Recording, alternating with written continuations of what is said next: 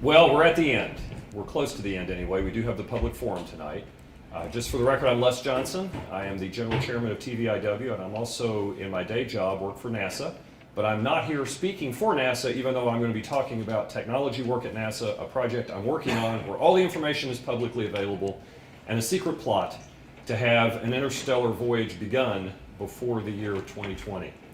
So what I'll talk about and briefly review for those that may not be 100% familiar with solar sails, and if you unfortunately didn't take Space Propulsion 101 on Sunday, I'll bring you into the fold a little bit about solar sails, their history, and where we're going. Next chart. So just to remind you, a solar sail is propelled by reflecting sunlight, not the solar wind. Solar wind are solid particles. Sunlight is light. Light has no rest mass, but it does have momentum. What that means is when you go out on a sunny day and the sun is shining on you, it's pushing on you. It's maybe a few ounces per football field of area, of force, not much, but it's a very small push. And when you get into space, you have a continuous low thrust to give you acceleration, very easily thought of in F equal ma. You've got a constant force from the sun if you're at a certain distance. Spacecraft mass is m. To get a big A, you want a small mass because you have a constant force. So you want to make your spacecraft as small and as lightweight as possible. The sail materials are typically, in the near term, some kind of plastic, polyimide. This is a sample that I'll pass around of a material called CP1 with 100 nanometers of aluminum on it. This is the material that will be used for the first generation of solar sails. So I'll pass this around, and yes, you can tear it if you really work at it. If you just handle it, look at it, pass it around, you probably won't damage it. So let me go ahead and hand this out so folks can see what the material is like that we're talking about flying with a sail. And just to get us level set in terms of how you navigate with a solar sail, when you have a point source of light like the sun, I'm going to assume the sun is in the back of the room and it's shining up this way. Here's my sail. It's deployed outward, looks just like a sailing ship of yore. You would expect the light to reflect from it and push it radially out from the sun, which would be true if we were just to throw it out in space and it didn't have some kind of orbital velocity already with it, considering that the Earth is moving around the sun. So whatever we launch from the Earth is also going to be in orbit around the sun. And therefore, as it's flying radially outward, it's actually spiraling out. Well, if you tip and tilt your sail, you can change the angle that the light reflects from it, okay? And if you remember from first year physics, doing those horrible problems with the block on the inclined plane and having to find the normal force and the net force on the block, you know all about adding up forces and getting a net force. Well, if you tip or tilt the sail and change the angle that the light reflects from it, you can get a component of the force along your velocity vector to accelerate, or if you tip it the other way, you can reflect it so that you're decelerating.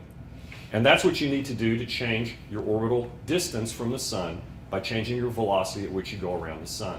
So a solar sail can actually work very well going toward the sun, and as you get closer to the sun, you get more light falling on the sail, as we've had our folks here talking about with laser sailing and very close solar approaches. And Sandy had wonderfully showing the inverse square law in his chart today. Get close to the sun, the thrust goes up dramatically. Get far away, it drops off. Well, we know this works, next chart, because as early as the 60s, and this is a chart borrowed from Sandy, who originated it in some early presentations, is NASA flew the Echo balloon, big silver balloon, flew in the upper atmosphere, aerodynamic drag started bringing it down. They had radar data of where it was, understanding its orbit, and they were actually able to take out of the aerodynamic drag that it experienced the solar pressure that was acting on the balloon. Turns out this is a well-known phenomenon. There are geocommunication satellites in Earth orbit that have big, huge solar arrays, and the sunlight pressure causes them to have to reorient themselves periodically because otherwise the spacecraft gets torqued off of its nominal attitude. All right, next chart. The modern flight of solar sails was really kicked off by the Russians. The Russians flew an experiment called Xenon. Now, Xenon was not ostensibly a solar sail project.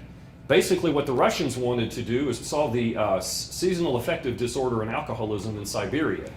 Turns out Siberia is cold and dark at night, especially in the winter where the nights are very long. So in order to improve productivity, reduce alcoholism, and increase morale of the Russian people, a group of scientists said, wouldn't it be great if we could reflect light from space to light up our Siberian cities at night and make people happy? Comrade, let's fly an experiment. So they did. As a spacecraft progress vehicle undocked from the not the International Space Station, the Mir Space Station, they deployed essentially a slowly spinning reflector, lightweight reflector, G. That's what a solar sail is, to demonstrate deployment. And there was actually light reflected to the ground, and it was observed on the ground as it rapidly tracked across the planet. There was a follow-on mission that they convinced their funding sponsors to do. And I would love to be in the bureaucratic meetings where you're trying to convince people this is a great thing to do, right? You know, they probably had charts of how many people would not become alcoholics and everything else. So they flew this, but they had an accident. The accident was an antenna didn't retract. They deployed the sail, it shredded, okay? That was the end of the Xenon experiments. Now, I'm not going to go through the complete history of solar sails. I have a talk on that, and I could do that, but I'm going to give you some of the high points. Next chart. Another high point was the project that Sandy and I worked on at NASA, where we developed two very large solar sails. This is a little picture, but the diameter of this sail from here to here is 100 feet, 20 meters on a side, deployed in the world's largest vacuum chamber in Sandusky, Ohio. Now you know a bit of useless trivia. Where is the world's largest vacuum chamber? It's in Sandusky, Ohio, but it's awesome. It was pumped down to vacuum of space. This is where NASA tests its large space systems. The airbags for the Mars landers were tested here. All sorts of cool stuff has been tested there. And these sails, there were two different approaches, were deployed autonomously, both in ambient and then pump all the air out and tested there. We did thermal vac testing to make them cold. One of the approaches needed to be cold in order for the booms to rigidize. And all of these sails, which are 20 meters by 20 meters, 400 square meter sails, packaged into a box not much bigger than this podium, okay, with 4 50-foot booms that came out of it. Pretty amazing. With the material you're holding that I'm passing around. That project, in typical NASA fashion, was canceled, okay, right before we got to flight. And all the money went to the great effort of the Return to the Moon program. And you know where that went. So, well, it didn't get us back to the moon. It got canceled. So what happened, though, and this is to the credit of Sandy and the team, is that we had this material left over. It was delivered to NASA by the contractor. So we had all this sail material. So they said, we've got all this sail material. We've got people who are funded because it's not the end of the fiscal year. So the funding is here for the people. We have a little bit of dollars. So the team decided to build a CubeSat-sized solar sail as a deployment demo. And that deployment demo, and I'm bringing up my timer so I don't run out of time, did a flight on a 3U CubeSat. Now what a CubeSat is, imagine a square block, 10 centimeters by 10 centimeters by 10 centimeters. We're defining units. That's 1U. That's a 1U CubeSat. There are small spacecraft that have been launched into space that are no bigger than that, all right? With the miniaturization of electronics and communication systems and ham radio receivers listening, universities all over the world are popping these CubeSats into low Earth orbit and unfortunately creating space junk, which is another topic. There are also 3U CubeSats, which are 3 of these things stacked together. And within a 3U CubeSat developed by the Ames Research Center and the NanosailD, built by Marshall with these booms, this is 3.5 meters on a side, total of about 10 square meters, deployed from a CubeSat, flew successfully in space. Next chart. And you can see a picture of it here from a ground-based observation. So now this project, this NanosailD, did not solar sail. It was a demonstration of deployment. There were no guidance, navigation, and control systems on board. There was no way to orient it to get it to sail.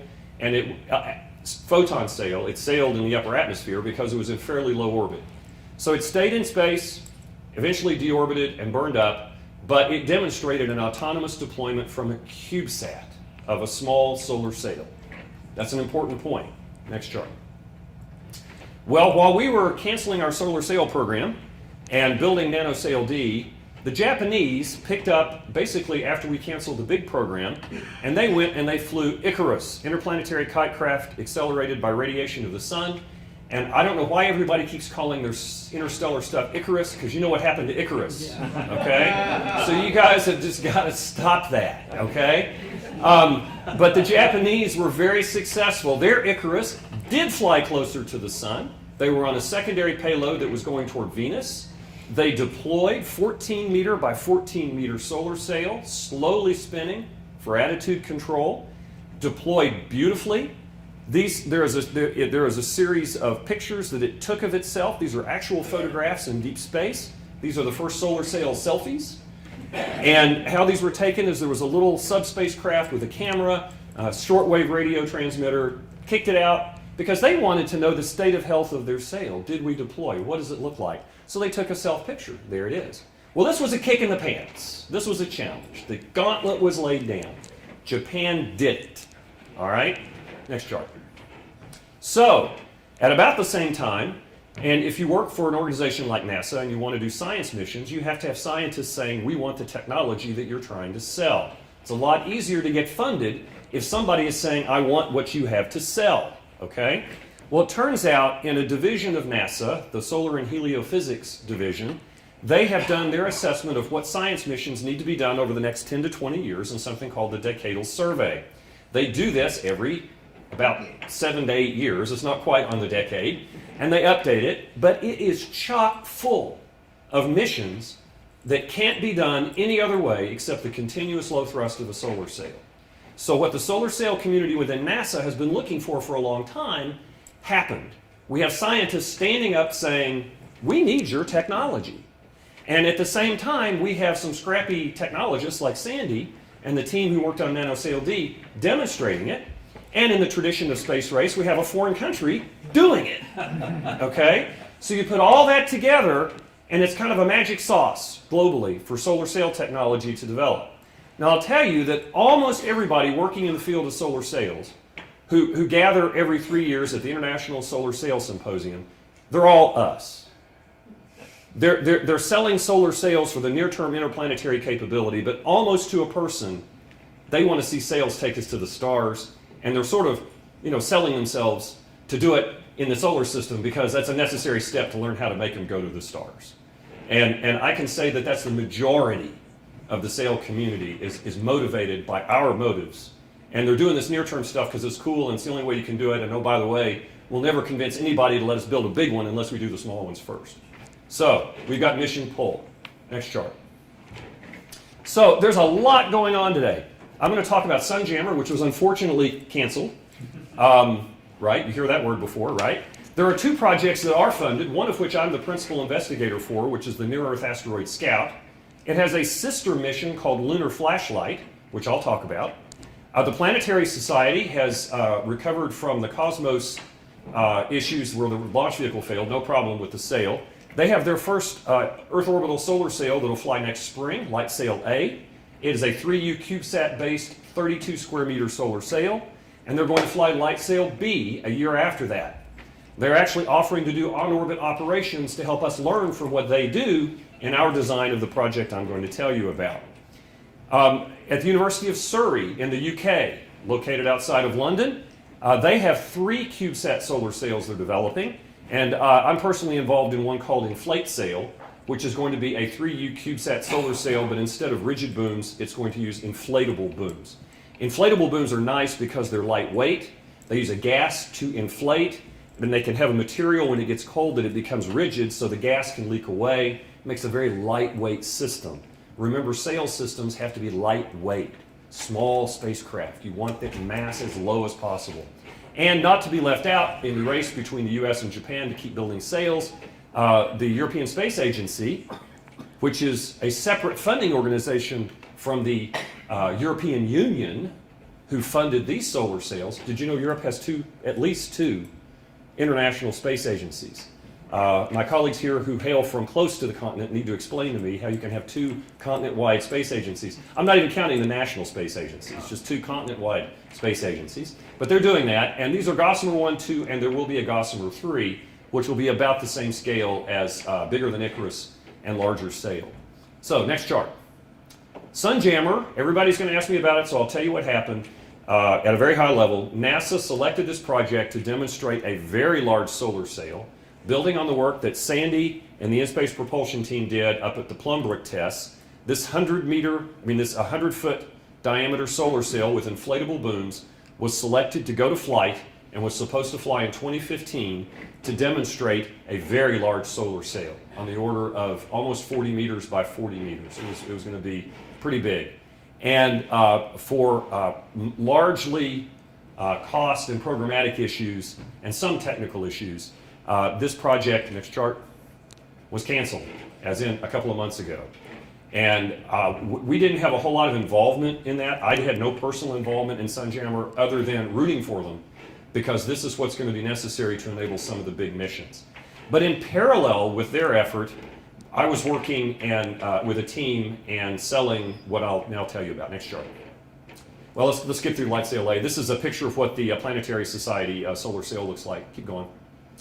This is artist concept of the Gossamer missions that the Europeans are going to fly. They're going to start out with a 25 square meter CubeSat sail. Sounds familiar, coming from 3U CubeSat.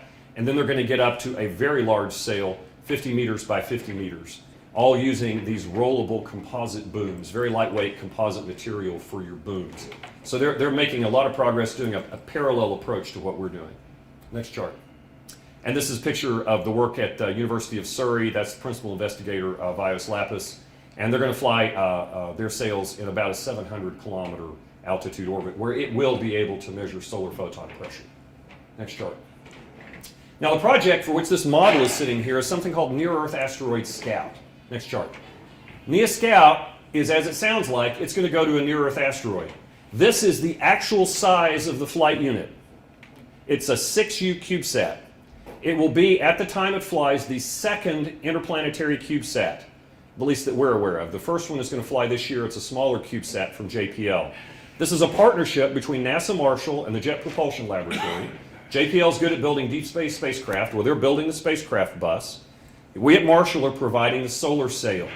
The sail will be 85 square meters, about the size of the floor area of this room, deployed from this sail. On this spool, we have wrapped, folded, and spooled half of that solar sail. So there's over 40 square meters on this spool of the material that we handed around. It will fit here. The booms will deploy from underneath. The booms are 7 meters long, so there'll be 4 7-meter booms that will deploy outward and unfold the sail from the NeoScale. Our goal is to go and demonstrate a capability to image, take pictures of, do a little bit of spectroscopy, and characterize some near-Earth asteroids. And we're funded by NASA's Human Exploration Office, because they need to understand what these NEOs look like before you risk sending people there. Next chart. Now, the target, 1991 VG. What do we know about it? Not much. It's a radar return. We know it's there. We know it's one of thousands of near-Earth asteroids that are being discovered, as their name implies, in near-Earth orbits, okay? It's not terribly large, 4 and 17 meters. Some of the questions we have about it: is it a single rock or a gravitationally loosely bound bundle of small rocks? We don't know. Does it have dust around it? Probably not. Solar photon pressure over millions of years probably would take this dust, put it in a different orbit, leaving whatever the bigger chunks are there gravitationally bound together. We do not know what it is. It's unlikely to have a companion. It's probably not 2 small ones. If it's more than one, it's probably a bunch of them. And we know its general rotational period based on radar observations. So we don't know a whole lot about it. Next chart.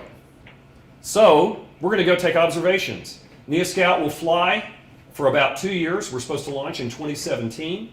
We'll go to the moon, do a gravity assist around the moon, and then we'll be cruising for about 2 years. And we are going to match velocity with the NEO using the solar sail and fly by it at about 1 to 2 meters per second. So this is not a fast flyby. We're going to go and we're going to fly along this puppy. Now, as we do our imaging and we take pictures, if there's something we miss, we are a propellantless propulsion system. We loop out and we come back. Okay? Try doing that with a rocket. All right? Can't do it. Next chart. What does it look like? This is kind of what the systems are. We're using a lot of JPL spacecraft components that will be uniquely designed for this. CubeSat solar sail, CubeSat subsystems that fly on the university CubeSats in Earth orbit generally won't work here. We're not inside the Earth's protective magnetosphere. We're out in deep space. We've got a radiation environment that we have to deal with there that we don't have to deal with here on the Earth. So we got to have some rad, not hard, rad tolerant components, because rad hard will blow our budget. All right? Our goal here with this mission, this whole thing weighs about 10 to 12 kilograms, all right, is going to cost under $20 million and is going to return about 50% the science of a mission that costs about $400 million. All right, if we're successful. This is a high-risk project. Where's Donna? Donna, we do not have redundancy. Okay? I'm sorry. We are not being redundant. We can't afford redundancy. This is a demonstration of a low-cost capability, all right? And we're building 2 flight units, and the second flight unit with a different instrument is going to be called Lunar Flashlight. Next chart. Well, let me give you an idea of the size comparison. Here's a school bus, here's this room, here's our sail, and again, this spool is half of the total sail dimension. By the way, there's the CubeSat from which it deploys, down in the bottom right-hand corner. There I am, the dark silhouetted puppet master of TVIW, and here is a school bus. Next chart. Keep going. I was going to show an animation, but I'm not. Now, let me tell you, go back one chart. I want to tell you about Lunar Flashlight real quick, and then I'll talk to you about the secret plans to turn this into an interstellar mission that I'm now making public by having been recorded. There is a sister mission that was proposed at the same time by JPL. It's called Lunar Flashlight. Those of you who are interested in putting a colony on the moon, you know who you are, all right? One of the key locations for doing that, so you can always have power, is the lunar south pole. Because the moon, unlike the Earth, is not tilted a lot. There's a little bit, but essentially the south pole stays in near continuous sunlight. There's also another neat feature at the lunar south pole. There are lots of craters that have been in darkness for 1 billion years.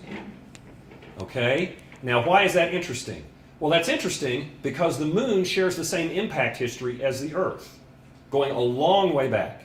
Look at the craters on the moon. Not all of those are caused by asteroids. Some of those are caused by comets. What are comets? Comets are made of water ice. The Earth, we know, is pelted by comets. That's where a lot of our water came from.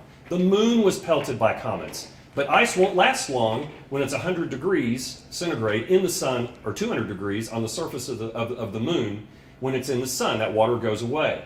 But what about the comets that might have impacted and gone in those big craters at the South Pole? Statistically, there's a high probability that there is still ice from a comet impact down in those craters at the South Pole. So Lunar Flashlight is going to use the solar sail to launch, same launch vehicle that we're flying on, 2017. They go to the moon, they capture at the moon, and they get their orbit such that at perilune, it's the periapsis, the closest point of their orbit around the moon, will occur over the South Pole within 20 kilometers of the surface, and they will tilt their sail, not to propel, but to reflect light into the crater, and then take pictures and look for ice. Because if there's water down there, it's a lot more likely that we can put a human base there and have cut that another element of the supply chain from Earth. So that's Lunar Flashlight, hence its name. It will be the identical spacecraft bus with a different instrument, the same solar sail.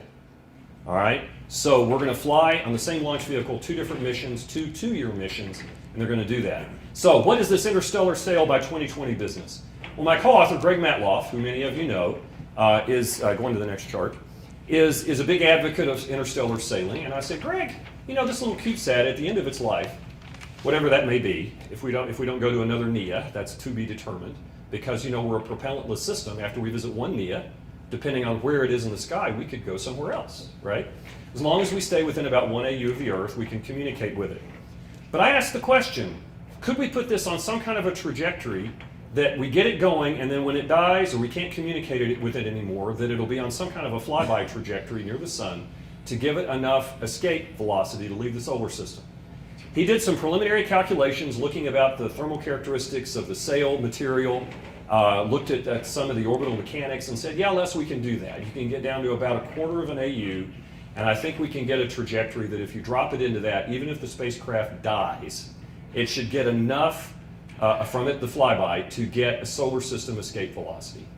So what I've talked to the project manager about And not necessarily with the interstellar mission in mind, but just for as an esprit de corps for the team, is while I still have some, collect hair samples from all the team members, put it in a little container on the spacecraft. At the end of mission, we're going to dive into the sun, and we're going to send a piece of ourselves to the stars. Okay? So that's the esprit de corps builder for our team. This interstellar leg of the mission is not yet approved. Camera, not yet approved. It is something we're going to propose that if we're fully functional, we've done our primary mission, everybody's happy, our sponsor is drinking champagne and saying it was a success, what do we do now? I want to raise my hand and say, I've got an idea. So, with that, I will stop and take questions.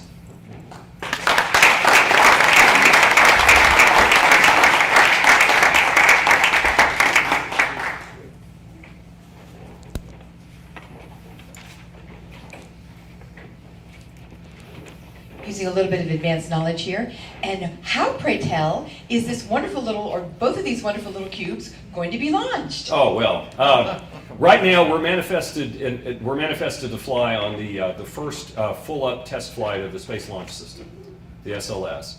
And we would be kicked off of the SLS after the Orion is kicked off to go to the moon. And there are going to be at least 10 CubeSats, 10 6U CubeSats that are going to be in the MSA, which is the big adapter. And those will all be kicked off one after the next. NASA has a call on the street right now for additional payloads for rides. So if people have their own CubeSats that are interplanetary 6U CubeSats, just happen to be in development or in the waiting in the wings, and you don't need NASA to pay for it, you can be considered for additional launch on this launch option. So that's coming up out there. We're also looking at additional options for launch because, quite frankly, the most expensive part of developing a space system is the upfront engineering. The recurring cost for this is cheap. If someone were to come to us and say we want a third unit, the cost for that unit will be a fraction, like 25% of what the development cost for the whole thing has been. So if you want to go fly sail and you want to do something with it, it's something that we should be talking now because we're laying those long-range plans for things now. So, yeah, Jim? Les, when it kicks off the SLS, at what altitude would it be? Well, it'll be on its way to the moon. I'm not exactly sure how far out we're going to be. I'd have to look at the trajectory.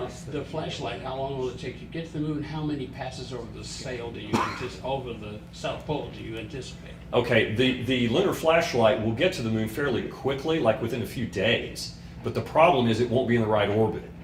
And that's where the sail propulsion system will take about a year to a year and a half. Remember, it's low thrust. To slowly get it into that polar orbit and to crank down, crank down the periapsis so that they can get in the orbit they want to look in the crater. And what altitude, you go down to 20 kilometers, how many orbits do you anticipate making? Oh my gosh, I have no idea. It's a lot. I can look that up for you, but I don't know. Does the orbit precess enough to carry you away from the original place, locations on the pole? It does. Yeah. It does. And we have to manage that as we thrust. That's exactly right. That's part of the whole attitude control and navigation problem. That's right. Okay. Yeah, that's correct.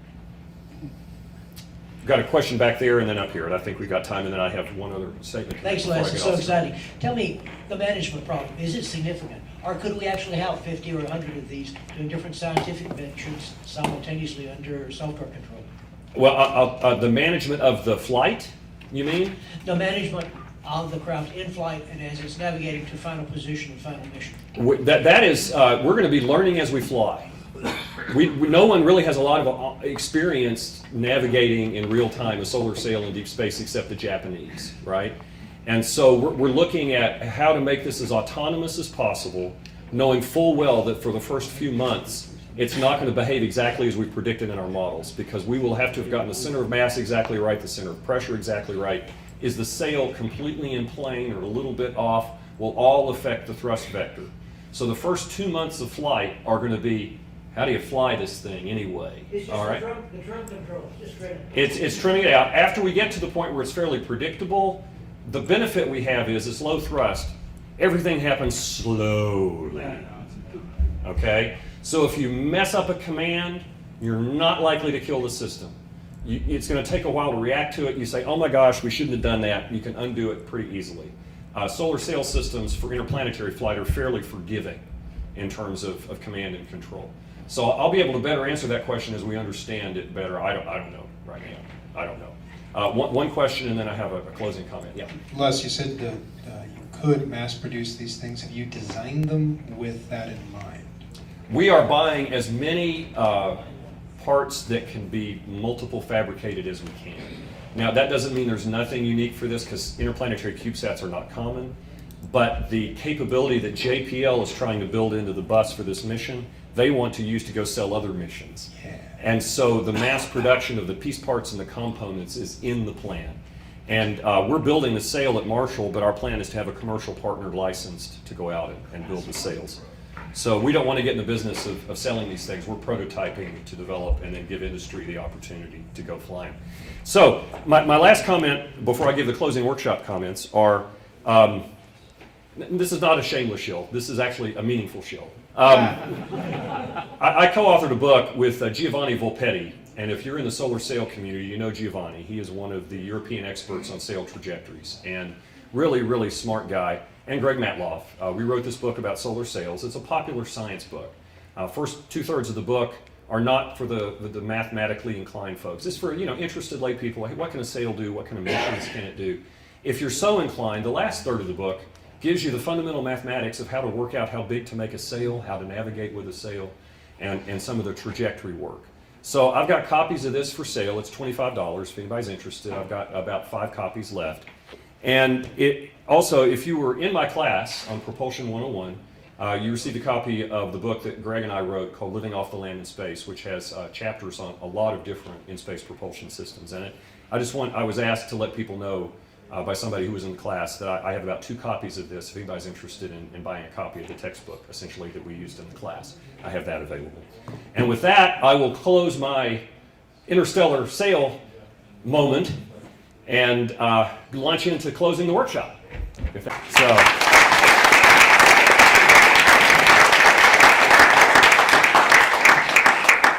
I am amazed I was able to do that. You all worn me out. I want to thank everybody.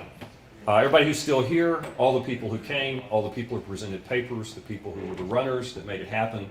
I want to thank again the committee. I want to thank our sponsors. You all really made this happen. The Tennessee Valley Interstellar Workshop does not have aspirations for being the World Interstellar Space Organization. We want to make a contribution to whatever that is. We want to capitalize on the talent that's in the southeastern United States, leveraging expertise and subject matter experts from all over the world to do our part to us becoming someday that interstellar civilization. And what we've done here today with original papers, summary papers, hopefully out of the workshop sessions, and I think I saw some good stuff come out of the workshop sessions, and perhaps one of the most important things at a technical conference doesn't even happen in this room. It's the connections you all made in the hallway when we let you have time, and such. And I'm hoping that if you made such connections, please let us know, because it's important for us to know that we're doing something productive and helping move things forward. So I just want to thank everybody who's here. I want to thank everybody who worked on this, and it's been a tremendous workshop. Now, John, raising your hand. Yes. Yeah, I wanted to reiterate the survey. Oh, yes, yes. We do. What's the second survey? The second survey has a logo on it, and that applies to the track that you were in. So you judge the track that you participated in. The survey without a logo is the whole shebang. So do both. Do both surveys. We really need to hear from you. I'm going to reiterate something I mentioned earlier.